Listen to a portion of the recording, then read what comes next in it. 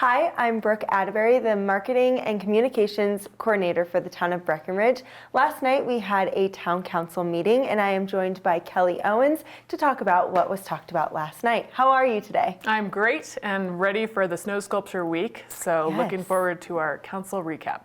Yeah, great. Let's just jump right into it. One of our first guests at the meeting yesterday was HC3, and they came and presented their climate equity plan. What can you tell us about that? Well, I think the most important thing to know is that that's really a community document. We're excited that there was there was a really good plan put in place in order to help inform that document, and the council was excited to adopt that plan as our own. And it's really just to make sure that we've got equity, embedded in everything we do, and climate action is such an important goal for us that we're very happy to have that plan. Awesome. Yeah, they did a great job on that. I know they took it to Social Equity Commission and all that kind of stuff, so great work on that. Yes. Next, we had a visitor from the BTO and RRC Associates to talk about our resident sentiment survey. What can you tell us about that? Well, it's the same information that we've seen for about 4 years now. The BTO does an amazing job putting out the survey, and we have a lot of community respondents. We're so happy with how many people give us feedback. We really heard the same thing as we heard the last few years, which is good. It means that we're on the right trajectory. The things that we're doing well are open space and trails access. People are very supportive of that. People are supportive of our events, which is great to hear because, that really takes a lot of community involvement. And of course, we know that it causes some of the downsides like congestion. And so we're really happy that people feel like we have the right balance of events right now. And then our environmental initiatives are also really popular with the community. So that's really great to hear. Some of the things that we really need to work on were not news to us. Affordable housing, of course, we're always working on that. That's why it's really our top priority, and it's actually what we spend the most money on. So we're working there, but have lots of work to do. And then also crowding. That goes for everything from traffic, like we've seen a couple times over the last few weeks, big backups through town, but it's also empty grocery store shelves, and long waits at restaurants. And so we're just trying to work with our community partners, restaurateurs, lodging, any kind of informational services like the Breck Tourism Office, to really help people know what to expect when they get to Breckenridge, maybe know when not to travel through Breckenridge, not to grocery shop, those kind of things. And so we have work to do, but it was all really good information from the BTO and RRC.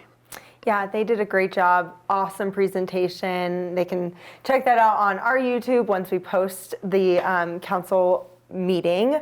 But yeah, great information. I know council probably finds it very valuable. It is really valuable, and we're looking forward to, we will have one more presentation from the BTO, and they'll talk a lot about the comments that came in. And so, a lot of the survey is 1 through 5 and you just fill in the dot, but we're very interested also in those specific comments that we get from people. Awesome. Can't wait to hear a little bit more about those when those come out. Us too. Next, let's talk about summer, which feels a little weird right now. But the Breck E-Ride will be back this summer. What can you tell us about that? Well, we were hugely successful last year, and we're really excited to bring it back again this summer. We're doing a little bit of changes to the pricing, and that was really just to make it make sense to get the seasonal pass. We want people to use it all the way from May through October. And so we're encouraging getting use of that. It's still only $50, which is very affordable. We're also going to be targeting the NRO folks. Those kids come with really nothing, no cars, no transportation. And so they used the bikes a lot last year, which is terrific. We're targeting locals only. We're happy if people are using it for their last mile transit, but it is expensive for people who don't live in town. So the most exciting news is that we're doubling the number of bikes available from last summer. And so we're hoping that the new hubs, new bikes are all as well utilized as last summer. Please take care of those. They're expensive infrastructure for the town, but we're really, really excited to get those cars off the road. Yeah, I'm excited for that program to come back. It was really great to see everyone driving around in the bikes and everything like that. So it was awesome. Agreed. Now, a little bit more on mobility. We had a presentation, well, I guess a little bit of a conversation about the new transit app. What can you tell us about that? Well, we just have such a phenomenal bus system in our town, but getting information can be frustrating and sometimes difficult. And so we have decided to pivot from our current app. We are moving away from that. People need to download a new app called Transit app, and hopefully we'll be able to show you that graphic here so that you get the right one.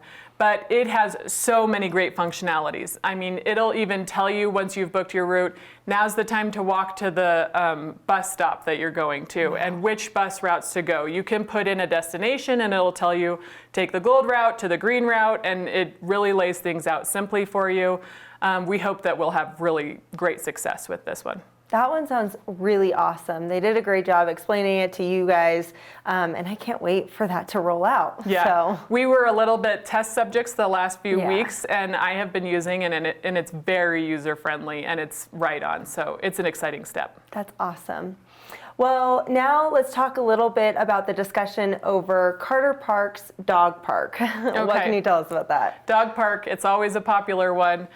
We actually have a really beautiful plan laid out by Norris Designs.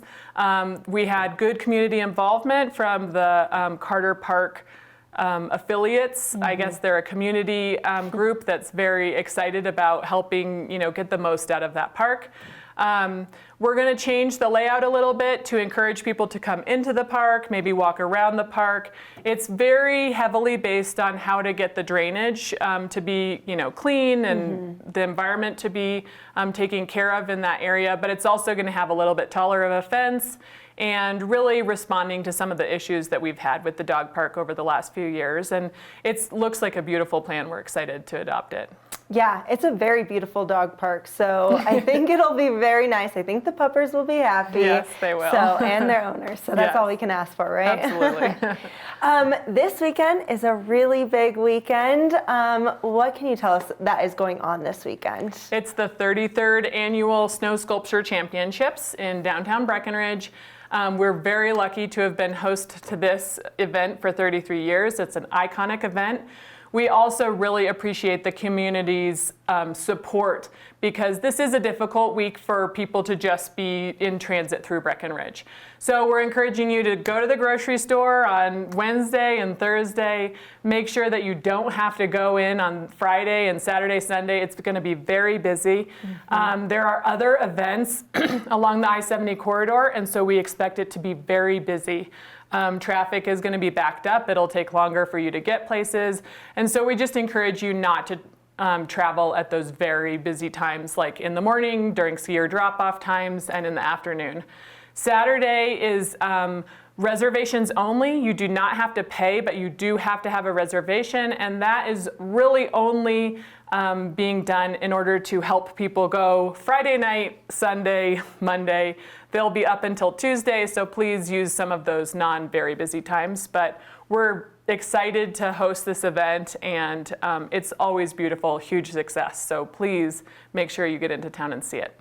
Yeah, I'm excited. I really loved it last year, and I kind of took a little bit of a peek through it while they were carving it, so it looks really cool already. Yeah, I did too. I mean, the teams are so fun. The people are very nice. Everybody will chat with you. It's really an interesting experience to go through this week during the sculpting. Definitely. Well, thank you so much for all your work yesterday and all the great reporting you did today on last night's meeting. And thank you guys for watching.